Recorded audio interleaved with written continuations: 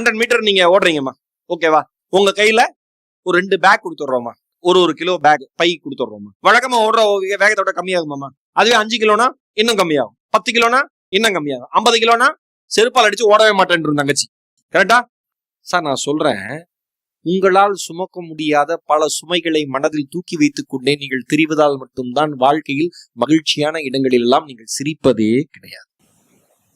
Stand up காமெடின்னு ஒண்ணு வந்துச்சுல, அதெல்லாம் ஏன்? எல்லாம் நீங்க போட்ட பிச்சை தான் எங்க வாழ்க்கையே. உங்களுக்கு சிரிக்க தெரியும், சிரிக்க மாட்டேங்கிறீங்க. உங்களுக்கு சிரிக்க தெரியும், சிரிக்க மறந்துட்டீங்க. கரெக்டா? நாங்க என்ன பண்றோம், ஜோக்குங்கிற சாவி வச்சு அதை ஓபன் பண்ணி விடுறோம். ஓபன் பண்ணி விட்டு என்ன சொல்றீங்க, அப்பா இவனால ஹாப்பினஸே வந்துச்சு. தம்பி உனக்குள்ளதான் ஹாப்பினஸே இருந்துச்சு, மகிழ்ச்சியா இருந்தது. நான் சும்மா வந்து தட்டி விட்டேன், அது முடிச்சுக்கிச்சு, அவ்வளவுதான். ஒரு நகைச்சுவை அந்த வேலை தானே செய்யும். சார் ஒன்னே ஒண்ணு சொல்லவா, நீங்க இதெல்லாம் கழட்டி ஒண்ணுனா போட போட, நான் தங்கச்சி சொன்ன 100 மீட்டர் ஓடுறாங்க, 1 கிலோ 2 கிலோ 10 கிலோ, நாமெல்லாம் கணக்கில் இடங்க 1000 கிலோவை சுமந்துட்டு இருக்கோம். நீங்க ஒவ்வொன்னா யோசிச்சு ஒவ்வொரு கிலோவையும் இறக்கி வைக்க பறவைக்கு ஈக்குவலா சமமாக பறக்கிற மனிதர்களாக நீங்கள் மாறி போவீர்கள். உண்மை. எல்லாத்தையும் உங்களால ரசிக்க முடியும், எல்லாத்தையும் உங்களால ரசிக்க முடியும். நீங்க வண்டியில போயிட்டு இருந்தீங்க, டப்பனே கார் மேல ஒரு பட்டாம்பூச்சி உட்காந்து நான் பாக்குற அளவுக்கு எனக்கு நேரம் இருக்கு, எவ்வளவு அவசரமா போனாலும். அப்படி மனசை தயார்படுத்தீங்க. இது வேற கருமாப்புன்னு ஏன் எல்லாத்தையுமே ஜட்ஜ் பண்ணி எல்லாத்துக்கும் உடனடியா முடிவு, எல்லாத்துக்கும் இமீடியட்டா ரிசல்ட் தெரிஞ்சுடணும் பிரதர். இன்னைக்கு சகோதரிகளே, மனுஷன் எங்க தோத்து போறானா, அவன் செய்யற அத்தனைக்கும் உடனடியா முடிவுகள் தெரிஞ்சே தீரணும். கரெக்டா? மனுஷன் எங்க தோத்து போறான், அங்கதானே தோத்து போறான். நான் ஒண்ணு சொல்லவா, முடிவு தெரியாமல் இருக்கிற வரைதான் போட்டி சுவாரஸ்யமாக இருக்கும். வாழ்க்கை போட்டி மாதிரி, முடிவு தெரியக்கூடாது. அது அப்படியே போயிட்டே தான் இருக்கும். ஒரு சமயம் நம்மளை தூக்கி விடும், ஒரு சமயம் கீழே தள்ளும், ஒரு சமயம் நீலாம் ஏன்டா பிறந்தேங்கோ, ஒரு சமயம் வாழ்றதே வேஸ்ட்டுங்கோ, ஒரு சமயம் சுத்தி இருக்கிறவன் எல்லாம் எதிரியா தெரியுவான், ஒரு சமயம் சுத்தி இருக்கிறவன் எல்லாம் நண்பனா தெரியுவான், ஒரு சமயம் எல்லாருமே நம்மளை காப்பாத்த வந்த மாதிரியே தெரியுவான், ஒரு சமயம் நம்மளை கொல்றதுக்குனே எத்தனை வேலை பிறந்திருக்கான்னு தெரியுவான், ஒரு சமயம் குடும்பத்திலே கொலகாரம் இருக்கான்னு தெரியுமா, ஒரு சமயம் இந்த குடும்பத்துல பார்க்கலைன்னா நம்மளாம் நாய்படாத பட்டிருக்கோம்னு தோணும். எல்லாமே இந்த லைஃப்ல தோணும். அப்படி இருந்தாலும் வாழ்க்கை சுவாரஸ்யம். முடிவு தெரியக்கூடாது. எப்படி இறக்கிற தேதி தெரியாத வரை வாழ்க்கை வரமாக இருக்கிறதோ, வாழ்க்கையில் முடிவை நோக்கி ஒருபோதும் ஓடாதீர்கள். நீங்கள் ஓடிக்கொண்டே இருங்கள். நீங்கள் செய்கிற செயலுக்கு தகுந்த முடிவை வாழ்க்கை உங்களுக்கு வழங்கும். காம்படிட்டிவ் எக்ஸாம் படிக்கிற பசங்களை கேளுங்க, படிச்சுக்கிட்டே இருக்கணும். அதான் ப்ராசஸ் தானே லைஃப். எத்தனை பேர் இருக்கீங்க காம்படிட்டிவ் எக்ஸாம் படிக்கிறவங்க? யூபிஎஸ்சி ஆஸ்பிரன்ட்ஸ் எத்தனை பேர் இருக்கீங்க? Very good. டிஎன்பிஎஸ்சி ப்ராசஸ் தானே கண்ணு, படிச்சுட்டே இருக்கணும்ல. கரெக்டா? ரிசல்ட் வேணும், முக்கியம். ஆனா ரிசல்ட்டுக்காக அப்படியே படிச்சுட்டு இருந்தா டென்ஷன் தான் அதிகமாகும். நல்லா ஞாபகம் வச்சுக்கோங்க. சுப்பிரமணிய பாரதி எத்தனை பேருக்கு தெரியும்? மகாகவி பாரதியார் இல்ல, இந்த தடவை ஐஏஎஸ் பட்டியல்ல தமிழகத்தை சேர்ந்த இளம் ஐஏஎஸ் அதிகாரி. பையன் பேர் சுப்பிரமணிய பாரதி. திருநெல்வேலி பக்கத்துல விக்ரமசிங்கபுரம்னு ஒரு சாதாரண ஊர், மிக சாதாரணமான ஊர். அப்பா செங்கல் சூளையில வேலை பார்க்கறாரு. 5வது வரைக்கும் தான் படிச்சிருக்காரு. அம்மா 8வது வரைக்கும் தான் படிச்சிருக்காங்க. அந்த பையன் 12th முடிச்சுட்டு பிஏ ஹிஸ்டரி எடுத்துட்டு யூபிஎஸ்சி கிளியர் பண்ணிட்டார். யூபிஎஸ்சி எடுக்கிறப்ப சொன்னாரு, நம்பிக்கையா இருந்துதான். ஆனா காம்படிஷன் நெருங்குறப்ப யோசிச்சாராம், டேய் என்னடா ஐஐடியில படிக்கிறவங்க இதுக்கு வந்திருக்கீங்க, டே டாக்டரானவங்க இதுக்கு வந்திருக்கீங்கடா, டே இந்தியாவுடைய தலை சிறந்த பல்கலைக்கழகத்துல படிச்ச அத்தனை பேரும் இங்க வந்தா நாளா எங்கடா போக அப்படி இருந்துச்சான். ஆனா ஒண்ணு யோசிச்சானா, கிடைக்கிற வாய்ப்பை எப்பொழுதும் தவற விடக்கூடாது, முயற்சித்து பார்ப்போம். அந்த அம்மா பேட்டி கொடுக்குறப்ப சொல்றாங்க, என் பையனை நான் அடிச்சிருக்கேன், ஐஏஎஸ் ஆன பையனை அடிச்சிருக்கேங்குது அந்த அம்மா. இங்க இருக்கிற பசங்க எல்லாம் சொல்றேன், நம்ம அம்மா எல்லாம் அடிச்சாங்கன்னா நீயே குச்சி எடுத்து தரணும், இதுக்கு மேல வாங்குறதுக்கு எனக்கு தகுதி இருக்குன்னு. உண்மையிலேயே நான்லாம் எப்பயுமே நினைப்பேன், நம்ம உயிரோடு வச்சிருக்கிறதே நம்ம அம்மா அப்பாவோட கருணை தான். உண்மைதானே? என்னைக்கே ஒரு நாள் பார்த்துட்டு எதுக்கு இதெல்லாம் அப்படின்னு விஷம் வச்சிருச்சுன்னு வச்சுக்க, சுப்பிரமணியம் அடிச்சிருக்கேங்க அந்த அம்மா. நான் அந்த பேட்டியை தொடர்ந்து பாக்குறேன். இரவு 12 மணியை தாண்டி 1 மணியை தாண்டி என் மகன் படித்துக் கொண்டிருந்தால் படிக்காதே என்று அடிப்பேன்.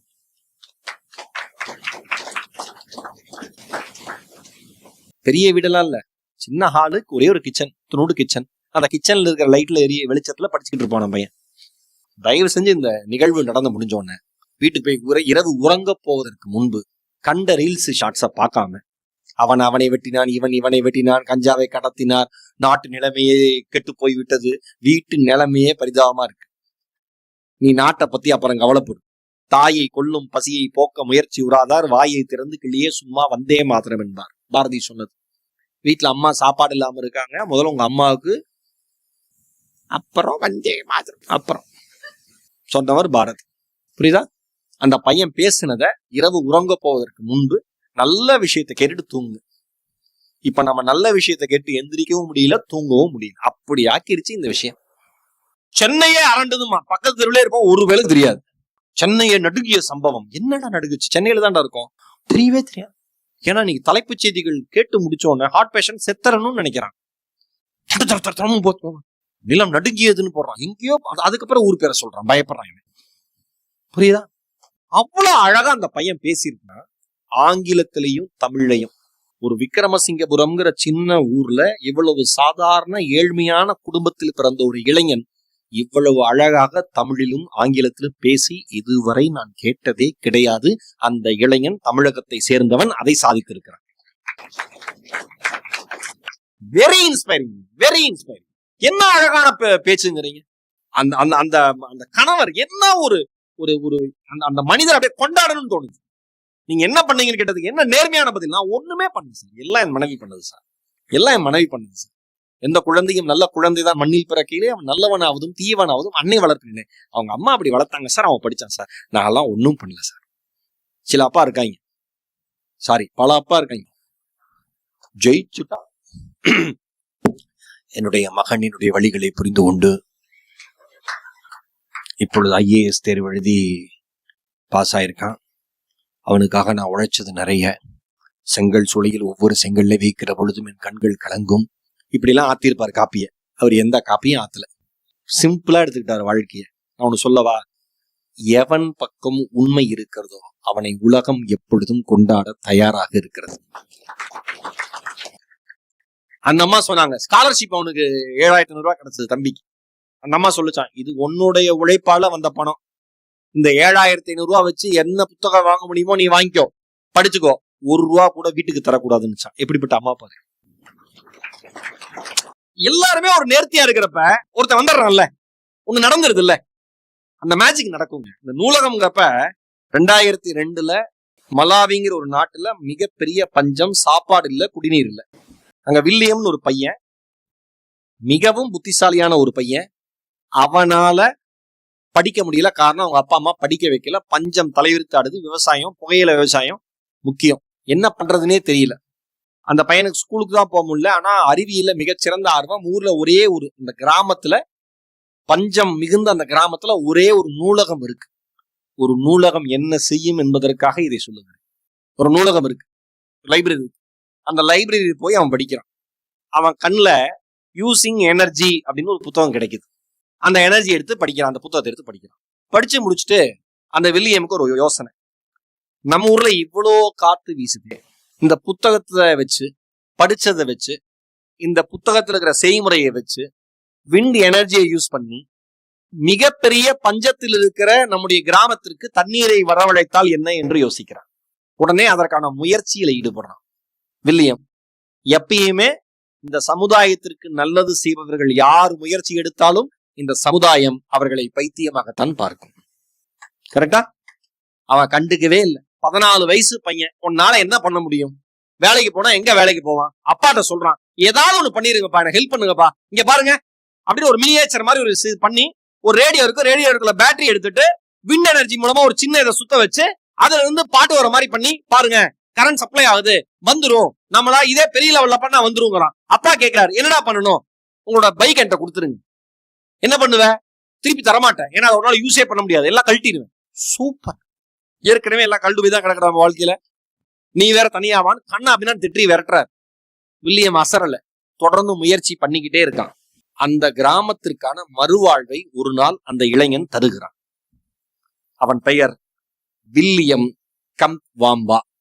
அவனை பற்றிய ஒரு படம் வந்திருக்கிறது, the boy who harness the wind என்ற ஒரு படம். தயவு செஞ்சு எல்லாரும் பாருங்க, the boy who harness the wind. மிக மிக மிக மிக சிறந்த படம். மேக்ஸ்வெல்லா அந்த பையன், சின்ன பையன் நடிச்சிருப்பான். அந்த கேரக்டர், வில்லியம் கேரக்டர் அசாத்தியமான கேரக்டர். என்ன அழகா நடிச்சிருப்பான். அவங்க அப்பா, அந்த ஆக்டிங், அந்த படம், அவனுடைய உண்மையான வாழ்க்கையை அடியொட்டி எடுக்கப்பட்ட படம். அற்புதமான படம். அந்த படத்துல இப்ப சொல்ற கூட சிலுக்குது. அந்த படத்துல இவனுடைய எண்ணத்தை புரிந்து கொண்டு மொத்த கிராமமே உதவி செய்யும். அவன் ஒரு விண்ட் எனர்ஜி கிரியேட் பண்றதுக்காக இருக்கிற கிராமத்துல கிடைச்ச பொருட்களை எல்லாத்தையும் வச்சு மேல வச்சு விண்ட் எனர்ஜி சுத்துற மாதிரி இருந்தது பண்ணி கீழே அப்படியே சின்ன சின்ன ஒயர்லாம் பிணைச்சு தண்ணி வருமானு எல்லாம் ஆர்வமா பார்த்துட்டு இருப்பாங்க. ஒரு சிறிய சத்தத்தின் பிறகு தண்ணீர் வர ஆரம்பிக்கும். அந்த தண்ணீரை பார்த்தவுடன் அந்த கிராமத்தில் இருக்கிற மனிதர்கள் கத்துவாங்க பாருங்க.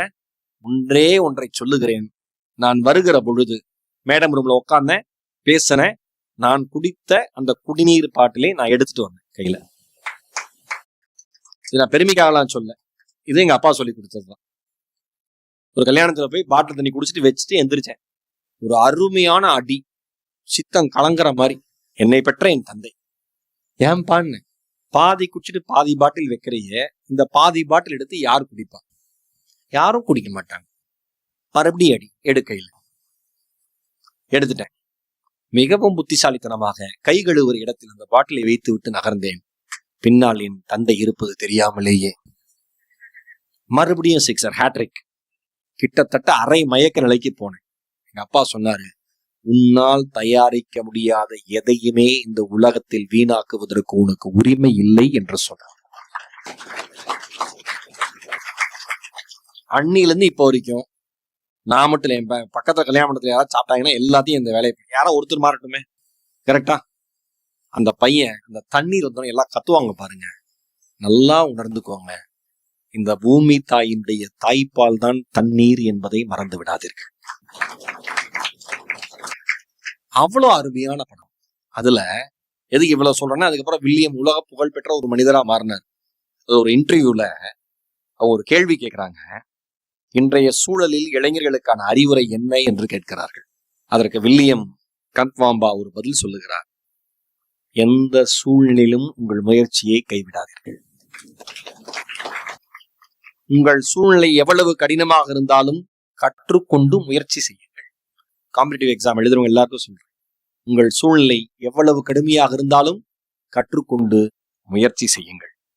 புதுமையான சிந்தனையால் மட்டுமே வாழ்க்கையை மாற்ற முடியும் என்று சொன்னான் அந்த இளைஞன். என் இனிய அன்பு சொந்தங்களே, நான் சொல்லுகிற ஏதாவது ஒரு விஷயம் ஏதாவது ஒரு மனிதரின் வாழ்க்கையில் 1% மாற்றி இருந்தால் அதுதான் என் பேச்சிற்கு கிடைத்த மாபெரும் வெற்றியாக நான் நினைக்கிறேன். எப்பொழுதும் கேட்க தயாராக இருங்கள். நீங்கள் கேட்பதை தருவதற்கு இந்த உலகமும் தயாராக இருக்கிறது. வாய்ப்பிற்கு நன்றி. வணக்கம்.